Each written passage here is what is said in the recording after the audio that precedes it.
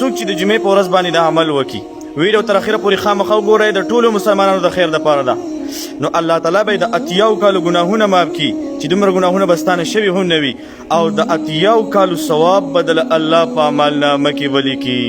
هغه عمل د دغې مخ د هغې نه مخکې ستاسو نه یو عاجزانه سوال کومه چې کله هم تاسو ته د دین خبره راشي د نبی علیه الصلاة والسلام حدیث راشي نو دا خامخا شیر کوئ چې تاسو شیر کړلو په قبر کې به دې هم په کار راځي او د قیامت په ورځ باندې به هم په کار راشي نبی علیه الصلاة والسلام فرمایي چې څوک د جمعې په ورځ باندې د مازدیګر مانځه نه وروسته دا درود شریف اللهم صل علی محمد النبي الأمي وعلى آله وسلم تسلیما